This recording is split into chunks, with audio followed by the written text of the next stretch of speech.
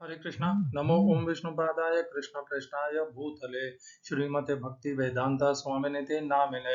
हरे कृष्णा कृष्ण कृष्ण हरे हरे, हरे राम राम राम हरे हरे।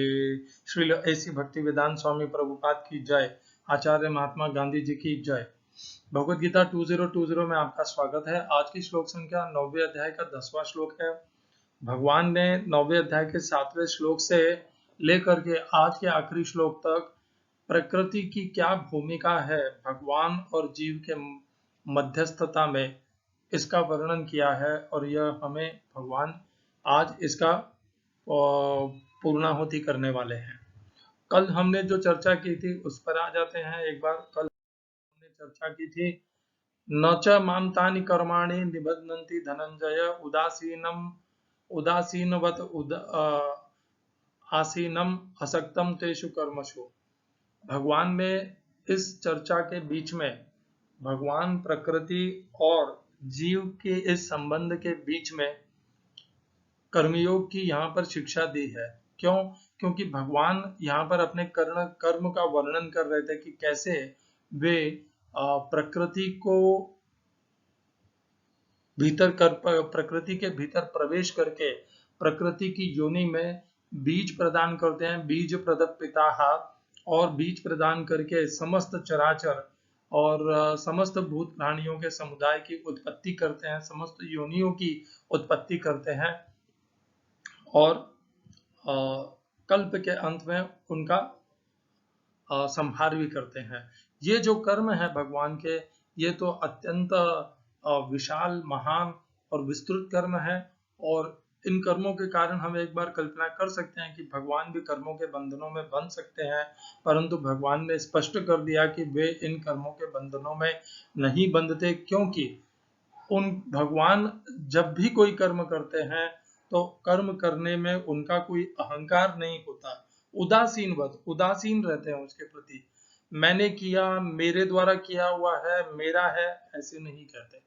जैसे हम लोग कहते हैं ये मेरा है, मेरे द्वारा किया, मैंने ये किया है।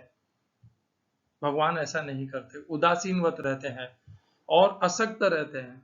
उन कर्मों को करने से क्या फल प्राप्त होंगे उसके प्रति उनका कोई हेतु नहीं होता। भगवान जो भी ये कर रहे हैं, ये संसार के लिए कर रहे हैं, भूत प्राणियों की पुनः उनको सनातन अपने नित्य अविनाशी धाम में उनका आगमन हो सके, उसके लिए कर रहे हैं। उनका व्यक्तिगत कोई हेतु होता ही नहीं है। ऐसा कुछ भी नहीं है इस संसार में जो भगवान को प्राप्त है नहीं और अभी उन्हें करना शेष है। वे पूर्णतया संतुष्ट और पूर्ण है, इसीलिए वे भगवान है। तो वे अपने लिए कुछ करते ही नहीं, वे तो हमारी सुविधा के लिए और हमें एक पुनः अवसर मिले कि हम अपने जीवन को प्राप्त करके, देह को धारण करके भक्ति और योग मार्ग में लग करके भगवान को प्राप्त कर सकें, यह उनका अवसर देने का उद्देश्य होता है। तो वे हम पर कृपा करने के हेतु से यह करते हैं और कृपा को हम पा करके उस लाभ का उचित प्रयोग करें या न करें, यह स्वाधीनता भी, स्वतंत्रता भी भगवान हमें देते हैं। हमने इस श्लोक को जोड़ा था चौथे अध्याय के 14वें श्लोक से, जिसमें भगवान कहते हैं न च माम तानि कर्माणि नहीं न माम कर्माणि लिम्पन्ति न मे कर्म फले स्पृहा इति माम यो अभिजानाति कर्म भिर्न सद बध्यते। इस प्रकार हमने दो श्लोकों को जोड़ करके ये अच्छे से हम संतुष्ट हो गए कि भगवान बहुत अच्छे से कर्मयोग का प्रशिक्षण उन्होंने हमें भगवद गीता में दिया है। और इन दो श्लोकों के माध्यम से हमें भगवान ने अपना आदर्श प्रस्तुत करके हमसे भी यही निर्देश दिया है हमें कि हमें भी कर्मयोग के माध्यम से कर्म करते हुए कर्मों के बंधनों से छूट जाना चाहिए और अपने भगवान के नित्य अविनाशी अपरिवर्तनशील धाम को प्राप्त करना चाहिए। इससे पहले कि हम 9वें अध्याय के 10वें श्लोक पर चलें, मैं अपनी एक भूल स्वीकार करना चाहता हूँ। 9वें अध्याय के 7वें श्लोक की चर्चा में मैंने एक 13वें अध्याय के श्लोक का प्रयोग किया था। प्रकृतिम पुरुषम चैव विद्यनाद विद्धि अनादि उभावपि विकारांश गुणांश चैव विद्धि प्रकृति संभवान।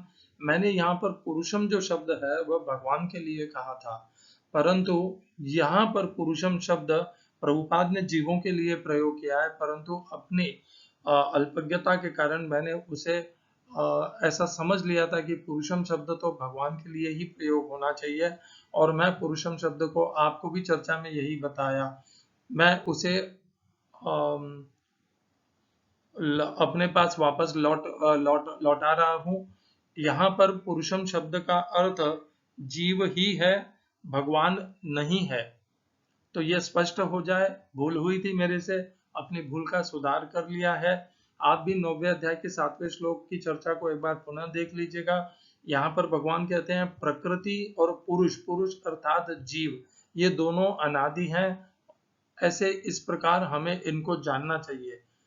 ये श्लोक महत्वपूर्ण इसलिए क्योंकि आज हम जब 9वें अध्याय का 10वें श्लोक की चर्चा करेंगे तो उसमें हम इसी श्लोक के अगले श्लोक का वर्णन करेंगे, चर्चा में लेंगे 13वें अध्याय का 21वां श्लोक, जहां पर हमें ये टकराएगा यदि हमने इसे पुरुषम शब्द को भगवान से संबंधित किया तो। पुरुषम शब्द का अर्थ यहाँ पर जीव है, भगवान नहीं है, नहीं है, नहीं है। तो आइए अब चलते हैं 9वें अध्याय के 10वें श्लोक पर। मयाध्यक्षेण प्रकृतिः सूयते सचराचरम् हेतुनानेन कौन्तेय जगद्विपरिवर्तते। हिंदी अनुवाद गीता यथारूप स्वामी प्रभुपाद।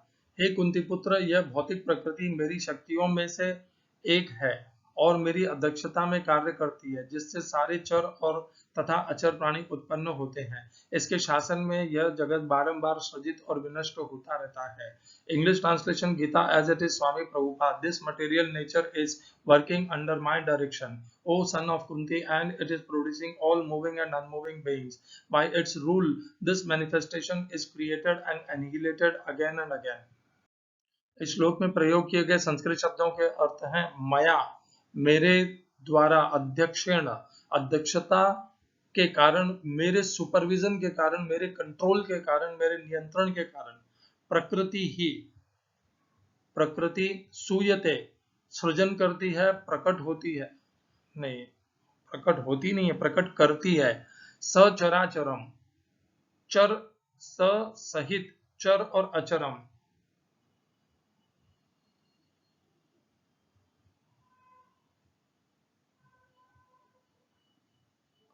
चर और अचर के साथ प्रकट होती है।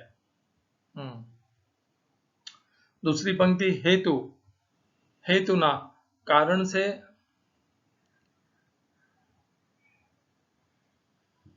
अनेन, इस, हेतु न, नहीं,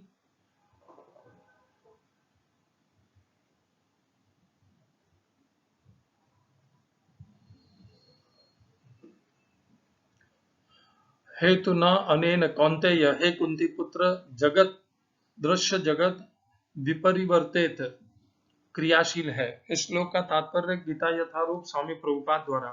मैं अटक इसलिए गया था क्योंकि आज तक मैंने उस संधि को ऐसा समझा था हेतु न अनेन, परंतु वैसी है नहीं ये संधि। आप यहाँ पर पदच्छेद में भी देख सकते हैं, हेतुना शब्द एक है और अनेन शब्द दूसरा शब्द है, और हेतुना का शब्द का अर्थ फिर तो प्रभुपाद ने जो दिया है वह एकदम सही है, कारण से, अनेन, इस।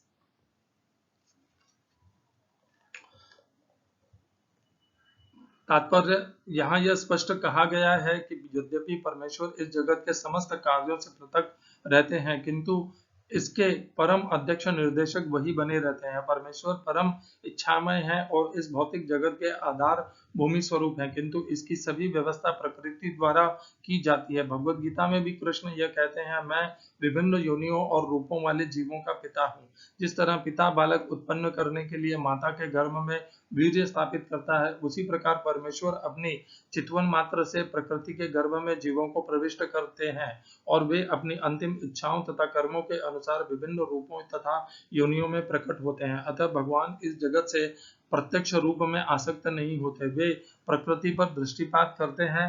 इस तरह प्रकृति क्रियाशील हो उठती है और तुरंत ही सारी वस्तुएं उत्पन्न हो जाती हैं। चूंकि वे प्रकृति पर दृष्टिपात करते हैं, इसीलिए परमेश्वर की ओर से तो निस्संदेह क्रिया होती है, किंतु भौतिक जगत के प्राकट्य से उन्हें कुछ लेना देना नहीं रहता। स्मृति में एक उदाहरण मिलता है जो इस प्रकार है, जब किसी व्यक्ति के समक्ष फूल फूल होता है तो उसे उसकी सुगंधी मिलती रहती है, किंतु फूल तथा सुगंधी एक दूसरे से विलग रहते हैं। ऐसा ही संबंध भौतिक जगत तथा भगवान के बीच भी है। वस्तुतः भगवान को इस जगत से कोई प्रयोजन नहीं रहता, किंतु वे ही इसे अपने दृष्टिपात से उत्पन्न तथा व्यवस्थित करते हैं। सारांश के रूप में हम कह सकते हैं कि परमेश्वर की अध्यक्षता के बिना प्रकृति कुछ भी नहीं कर सकती, तो भी भगवान समस्त कारणों से पृथक रहते हैं। ओम अज्ञानतिमिरन्धस्य ज्ञानाञ्जनशलाकया चक्षुरुन्मीलितं येन तस्मै श्रीगुरुवे नमः। एकं शास्त्रं देवकीपुत्रगीतम् एको देवो देवकीपुत्र एव एको मन्त्रस्तस्य नामानि यानि कर्माप्येकं तस्य देवस्य सेवा। हरे कृष्णा। मया अध्यक्षेण, मया शब्द यहाँ पर भगवान ने स्वयं के लिए प्रयोग किया है। मया, मेरी अध्यक्षता में। अध्यक्ष कौन होता है? अध्यक्ष होता है स्वामी। हर एक तो मनुष्य हर एक अध्यक्ष नहीं बन सकता। जैसे हमारे राष्ट्र का अध्यक्ष कौन है? राष्ट्रपति। तो अध्यक्ष वह होता है जो उसका सर्वोच्च प्रतिनिधि होता है या जिसके नियंत्रण में सब कुछ होता है। नियंत्रक जिसे कह सकते हैं वह अध्यक्ष हो सकता है। तो भगवान कहते हैं मेरी अध्यक्षता में। प्रकृति अपने आप नहीं करती। भगवान ने स्पष्ट कर दिया है कि प्रकृति में अपने आप वह शक्ति नहीं है कि वह सूयते सचराचरम, वह अपने आप इस चराचर जगत को उत्पन्न कर सके। भगवान कहते हैं मेरी अध्यक्षता, मेरे नियंत्रण तथा मेरे द्वारा दी गई संपन्नता के कारण प्रकृति सूयते सृजन करती है चराचर समुदाय को। और उसके साथ चराचर, ये जो स शब्द है यहाँ पर दोनों साथ में उत्पन्न होते हैं, चर और अचर। उसके लिए स शब्द उत्पन्न किया गया है कि प्रकृति चर और अचर दोनों को उत्पन्न करती है। प्रकृति सूयते सचराचरम, सचर अचरम हेतुना अनेन, इसी कारण से कुंती पुत्र जगत विपर्तते, जगत क्रियाशील रहता है। जगत में भिन्न भिन्न घटनाएं होती रहती हैं। कोई जन्म लेता है, कोई मृत्यु लेता है, किसी के सुख आता है, किसी के दुख आता है, किसी को मान मिलता है, किसी को अपमान मिलता है। तो ये सब जो घटनाएं होती हैं हमारे जीवन में, इस संसार में जितने भी भूत प्राणी समुदाय हैं उनके जीवन में ये सब घटित किए जाते हैं प्रकृति के द्वारा, और इनके अलावा और कोई कारण नहीं है। तो हम ये मान के बैठते हैं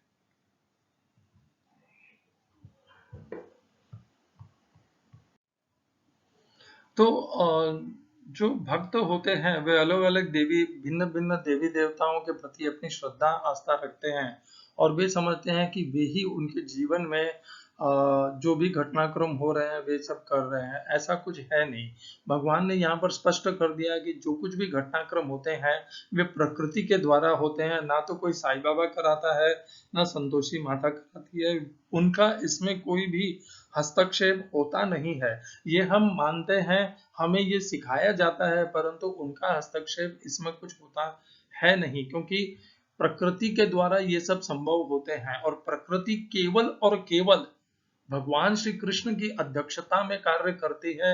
वह इस श्लोक में स्पष्ट आ गया है। जब प्रकृति अध्यक्षता भगवान श्री कृष्ण के में करती है कार्य, और यदि हमें भगवत गीता पर पूर्ण विश्वास है तो हम कैसे यह अज्ञानवश मोहवश मान लेते हैं कि साईं बाबा मेरे यहाँ पर मेरे जीवन में परिवर्तन कर सकते हैं, या संतोषी माता या वैष्णो देवी परिवर्तित कर सकती है, या गणपति जी परिवर्तित कर सकते हैं। किसी देवी देवता की इसमें हस्तक्षेप करने की ना तो उनके पास इतनी शक्ति है, ना सामर्थ्य है, ना योग्यता है। जहां पर भगवान स्वयं जिसकी अध्यक्षता करते हो उसको प्रभावित करने का, प्रकृति को परिवर्तित और प्रभावित करने का यदि किसे सामर्थ्य, योग्यता और है तो वह केवल और केवल भगवान श्री कृष्ण के पास है। बाकी तो हम केवल हमारे मन को संतुष्ट करते रहते हैं और वही भोगते हैं जो प्रकृति के द्वारा हमें दिया जाता है, परंतु हम ये मान लेते हैं कि वह देवी देवता हमें दे रहे हैं। तो हमने पहले कुछ श्लोक किए थे जिसमें भगवान ने कहा था कि जो कुछ भी देवी देवता प्रदान करते हैं वे मेरे द्वारा ही दिए जाते हैं। तो देवी देवता प्रदान क्या कर सकते हैं? क्या देवी देवता आपकी प्रकृति के द्वारा दिए गए सब कुछ को परिवर्तित कर सकते हैं? नहीं कर सकते। एक बहुत सीमित सी अवधि है देवी देवताओं की देने की। वे कुछ भी आपको अद्भुत और ऐसा नहीं कर सकते जिससे कि आप अपने समस्त कर्मों के बंधनों से मुक्त हो जाएं। वह तो देवी देवताओं में भी शक्ति नहीं है। आप सोचिए, जो स्वयं कर्मों के बंधनों में बंधे हुए हैं वो कहां से हमें कर्मों के बंधनों से हमारा संरक्षण कर सकते हैं? देवी देवता स्वयं कर्मों के बंधनों में बंधे हुए हैं और वे भी कर्मों का ही भोग रहे हैं। वे कहां से हमें कर्मों के बंधनों से मुक्त कर सकते हैं? कर्मों के बंधनों से केवल भगवान श्री कृष्ण मुक्त हैं, जैसा उन्होंने पिछले श्लोक में कहा कि न च माम तानि कर्माणि निबध्नन्ति धनंजय उदासीनवत् आसीन असक्तम तेषु कर्मसु। तो वे मुक्त हैं, तभी वे हमें मुक्तता दे सकते हैं और वह मुक्तता हम उनका अनुसरण करके पा सकते हैं। ये जो पूरे संसार में जो कुछ भी घटित हो रहा है ये प्रकृति के द्वारा किया जाता है और प्रकृति केवल और केवल भगवान श्री कृष्ण की अध्यक्षता में यह कार्य संपन्न करती है, क्योंकि यह कार्य संपन्न वह स्वयं कर भी नहीं पाती है। प्रकृति यह कार्य संपन्न करने के लिए प्रकृति को भगवान श्री कृष्ण से जो सामर्थ्य और योग्यता प्राप्त होती है, केवल और केवल उसी के द्वारा प्रकृति यह कर पाती है। कैसे करती है उसके लिए हम कुछ और श्लोकों का आधार लेंगे ताकि हमारा प्रमाण और पुष्टि हो जाए। तो चौथे अध्याय के छठे श्लोक में भी भगवान कहते हैं, अजो अपि सन्न अव्यय आत्मा भूतानाम ईश्वरो अपि सन् प्रकृतिं स्वाम अधिष्ठाय संभवामि आत्म मायया। ये श्लोक मैंने विशेष करके यहाँ पे चुना है हम ये देखने के लिए कि भगवान ने यहाँ पर भी दूसरी पंक्ति में कहा है कि प्रकृतिं स्वाम अधिष्ठाय। अधिष्ठा, मैं प्रकृति को अधीन करता हूँ, अधिष्ठाय उसके ऊपर नियंत्रण करके उसके अपने अधीन में लेकर के। तो प्रकृति को भगवान नियंत्रित करते हैं, उसके ऊपर अधिकार रखते हैं, उसको नियंत्रण करने का। यह भगवान ने पहले भी बताया था। जब जब भगवान उत्पन्न होते हैं, प्रकट होते हैं, तब वह अपने प्रकट होने के लिए प्रकृति के अध्यक्षता को प्रकृति अपने अधीन करके वे स्वयं संभवामि आत्म माया, वे अपनी आत्म माया के द्वारा प्रकट होते हैं। तो वैसे तो ये श्लोक भगवान ने यहाँ पर ये कह सकते हैं कि वे केवल और केवल श्री कृष्ण के लिए कह रहे हैं, परंतु यदि भगवान की अन्य जितने भी अवतार हैं, हम नरसिंह अवतार देखें, हम भगवान के मत्स्य अवतार देखें, वराह अवतार देखें या कुर्म अवतार देखें, तो वे सब जब भगवान प्रकट होते हैं उन अवतारों में, मोहिनी अवतार में, तो भगवान अचानक ही जब आवश्यकता होती है तो प्रकृति को अधीन करके बालकपन से प्रकट नहीं होते। भगवान सीधे के सीधे आवश्यकता जिस प्रकार जिस जिस जिस जिस जिस रूप और उसकी विशालता में भगवान को प्रकट होना होता है, भगवान सीधे ही उसी विशालता से प्रकट होते हैं। जैसे वामन रूप है, इस प्रकार भगवान के जितने भी रूप हैं उनमें भगवान अचानक ही प्रकृति को अधीन करके अपने प्रकृति के नियमों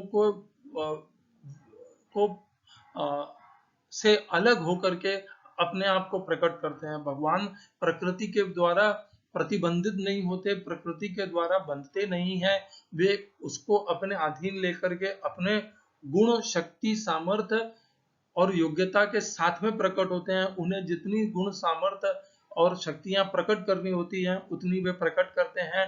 प्रकृति उन्हें रोक नहीं पाती है। भगवान की अध्यक्षता में प्रकृति कार्य करती है, वह प्रकृति भगवान को कैसे रोक पाएगी? तो यह भगवान ने यहाँ पर भी बताया। और क्यों बताया यहाँ पर कि भगवान ने यहाँ पर इस श्लोक में स्पष्ट कहा कि मैं ही समस्त भूत प्राणियों का ईश्वर हूँ और मैं अपनी प्रकृति को अधीन करके, ये भगवान ने यहाँ भी पुष्ट किया।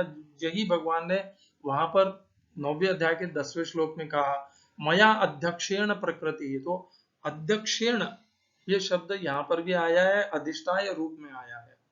अब हम दूसरे श्लोक पे चलेंगे, 13वें अध्याय का 21वां श्लोक। मैंने आपको आज चर्चा में पहले ही अवगत कर दिया था कि 13वें अध्याय का 20वां श्लोक का हमने प्रयोग किया था 9वें अध्याय के 7वें श्लोक की चर्चा के लिए, जिसमें भगवान कहते हैं प्रकृतिम पुरुषम चैव विद्धि अनादि उभौ अपि विकारांश गुणांशैव विद्धि प्रकृति संभवान। ये उसका अगला श्लोक है, जिसके कारण से इसकी इसको पढ़ते हुए ही मुझे यह बोध हुआ कि प्रभुपाद ने जो पुरुषम शब्द का अर्थ जीव लिया है वह सही है। तो इस श्लोक में क्या कहते हैं भगवान कहते हैं कार्य करण कर्तृत्व हेतु प्रकृति रुच्यते पुरुष सुख दुखानाम भोक्तृत्व हेतु रुच्यते। भगवान कहते हैं, देखिए मैं हिंदी अनुवाद पढ़ लेता हूँ प्रभुपाद का ही। प्रकृति समस्त भौतिक कारणों तथा कार्यों परिणामों की हेतु कही जाती है और जीव पुरुष इस संसार में विविध सुख दुख के भोग का कारण कहा जाता है। इसको और स्पष्टता से यदि हम इसका अनुवाद करें, कार्य करण, कार्य का होना, कर्तृत्व और कार्यों के परिणाम के हेतु केवल और केवल प्रकृति है। हम मूर्खतावश, अज्ञानवश, मोहवश अपने आप को कर्ता भी मानते हैं, परिणामों का भोक्ता भी मानते हैं और परिणामों को प्राप्त करने की अपनी अधिकृतता भी हम मानते हैं कि यह हमारा अधिकार है, परंतु ऐसा है नहीं। ये सब प्रकृति के द्वारा किए जाते हैं। प्रकृति हमारे स्वभाव को वैसा बनाती है। आज ये जो भगवत गीता की चर्चा हो रही है, भगवत गीता 2020, ये चर्चा यदि मैं समझूं कि ये मैं कर रहा हूं तो यह मेरी बहुत बड़ी मूर्खता है। ये सब कुछ जो कार्य संपन्न हो रहा है ये प्रकृति के द्वारा हो रहा है। प्रकृति मुझे मेरे स्वभाव को परिवर्तित करके मुझसे यह करा रही है। कार्य करण कर्तृत्व हेतु प्रकृति रुच्यते। दूसरी पंक्ति पे आ जाते हैं, ये हमारे ऊपर लागू पड़ता है। पुरुष सुख दुखानाम भोक्तृत्व हेतु रुच्यते। और जो जीव है वह सुख दुख को भोगने के का कारण बनता है। हमारे जीवन में जो सुख और दुख आते हैं हम उन्हें भोगते हैं। पुरुष सुख दुखानाम भोक्तृत्व हेतु रुच्यते। और हम केवल उन्हीं को भोग पाते हैं। और ये सुख और दुख आते हैं प्रकृति के द्वारा कराए गए कर्मों के कारण।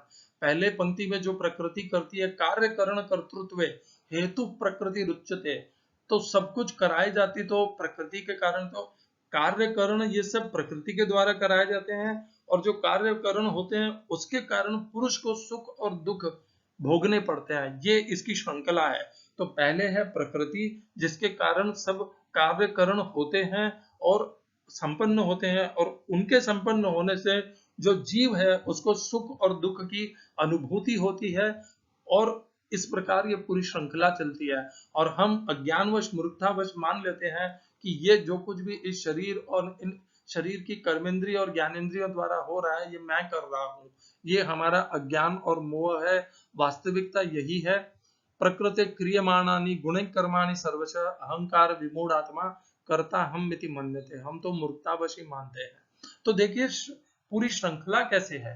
भगवान ने पिछले श्लोक में कहा, हम जिस श्लोक की चर्चा कर रहे हैं 9वें अध्याय के 10वें श्लोक में भगवान कहते हैं माया अध्यक्षेण प्रकृति ही सूयते सचराचरम हेतु नानेन कौन्तेय जगद विपरिवर्तते।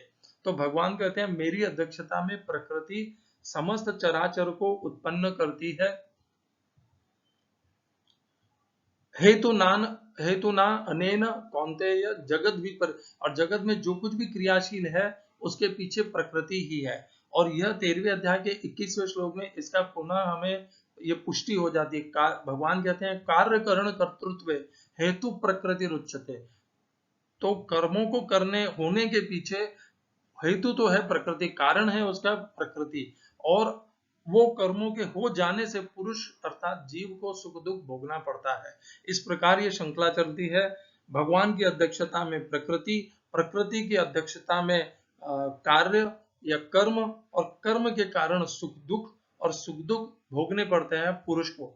इस श्रृंखला में ये कार्य होता है और हम समझते हैं कि हम कर रहे हैं ये कर्म, और हमें इस कर्म के करने के कारण हमें सुख दुख लाभ हानि फल प्राप्त होने चाहिए, जबकि ऐसा कुछ नियम है ही नहीं। सब कुछ स्वभाव के कारण होता है। यदि ये चर्चा करते हुए मैं ये समझूं कि ये चर्चा भगवत गीता 2020 की करने से मुझे सुख लाभ फल मिलना चाहिए, तो ये मेरी मूर्खता होगी, अज्ञान और मोह होगा। क्योंकि ये सब कुछ संभव हो रहा है प्रकृति के द्वारा, भगवान की इच्छा के द्वारा। प्रकृति प्रकृति के माध्यम से ये कार्य हो रहे हैं, और कार्य के कारण जो भी आप लोगों को प्राप्त हो रहा है, पुरुष को सुख दुख की प्राप्ति हो रही है, वह उसके कारण हो रही है, प्रकृति के द्वारा संपन्न हुए कार्यों के कारण हो रही है। मैं केवल एक निमित्त मात्र हूँ। भगवान यही भगवत गीता में भी अर्जुन को कहते हैं कि तू युद्ध में नहीं जीतेगा, तू केवल निमित्त मात्र बन। निमित्त मात्रम भव सव्य साचिन। हम सबको अपने आप को निमित्त मात्र समझना चाहिए, जीवन भर कभी भी कर्मों का कर्ता नहीं समझना चाहिए। भगवान स्वयं ने भी यही उदाहरण दिया 9वें अध्याय के 9वें श्लोक में, न च माम तानि कर्माणि निबध्नन्ति धनंजय उदासीनवत् आसीन असक्तम तेषु कर्मसु। तो हमने इस श्लोक के माध्यम से पूरा हमने विस्तार में जान लिया। क्या क्या जाना हमने उसकी सारांश कर लेते हैं। 9वें अध्याय के 7वें श्लोक से लेकर के 10वें श्लोक तक भगवान ने कहा कि प्रकृति के भीतर प्रवेश करके, प्रकृति को गर्भस्थ करके भगवान सचराचर को उत्पन्न करते हैं। ये सारा जो कर्म होता है ये भगवान उदासीनवत अनासक्त होकर के करते हैं, और ये सब कुछ इसीलिए प्रकृति के द्वारा ये सब हम जीव उत्पन्न होते हैं, चर और अचर सब उत्पन्न वहां से होते हैं। और आखिरी श्लोक में भगवान कहते हैं कि ये सब कुछ जो कुछ भी हो रहा है, माया अध्यक्षेण प्रकृति ही सूयते सचराचरम, इसके अन्य और कोई भी इस हेतु ना अनेन और कोई कारण है नहीं। यही कारण है जगत को क्रियाशील करने का। तो जगत में जो कुछ भी क्रियाएं हो रही है, कार्य हो रहे हैं, ये सब प्रकृति के द्वारा संपन्न हो रहे हैं। इस भाव से अपने जीवन को जीना चाहिए, इस भाव से अपने जीवन में कार्य करने चाहिए, अहंकार को त्याग करके कार्य करने चाहिए, केवल निमित्त मात्र बन करके कार्य करने चाहिए, ताकि हम कर्मों के बंधनों में नहीं बंधे और कर्मों के बंधनों से मुक्त होकर के भगवान के परम धाम में भगवान श्री कृष्ण को प्राप्त कर सकें। तो ये जो 4 श्लोकों की श्रृंखला थी, यहाँ पर भगवान ने हमें बता दिया कि प्रकृति की क्या भूमिका है, कैसे प्रकृति के द्वारा ये पूरा जगत क्रियाशील है, समस्त कार्य और कर्म होते हैं। ये अन्य बात है कि हम मूर्खतापूर्व अज्ञानवश हम ये समझते हैं कि ये हम जीवों के द्वारा किए जाते हैं। सब कुछ भगवान के द्वारा सुनियोजित ढंग से, इसीलिए जैसे कहते हैं ना, इस संसार में पत्ता भी भगवान के द्वारा, भगवान की इच्छा के विरुद्ध नहीं होता। ये इसी श्लोक के आधार पर कहते हैं। मया अध्यक्षेण प्रकृति ही सूयते चराचरम हेतु ना अनेन, इसके अलावा और कोई कारण है नहीं जगत को क्रियाशील करने का। मैं यहाँ पर स्वामी रामसुख दास जी ने बहुत अच्छा शब्द कहे हैं, इसको समझने के लिए वो यहाँ पर प्रस्तुत कर रहा हूं आपके सामने। भगवान संसार की रचना प्रकृति को लेकर करते हैं, और प्रकृति संसार की रचना भगवान की अध्यक्षता में करती है। प्रकृति में अपने आप में वह शक्ति और योग्यता और सामर्थ्य नहीं है कि वह भगवान की अध्यक्षता के को त्याग करके संसार की रचना कर सके, यह उसमें संभावना है नहीं। भगवान अध्यक्ष हैं, इसी हेतु से जगत का विविध परिवर्तन होता है। हेतु ना अनेन जगत विपरिवर्तते। सभी प्राणी भगवान में स्थित होने से भगवान को प्राप्त है।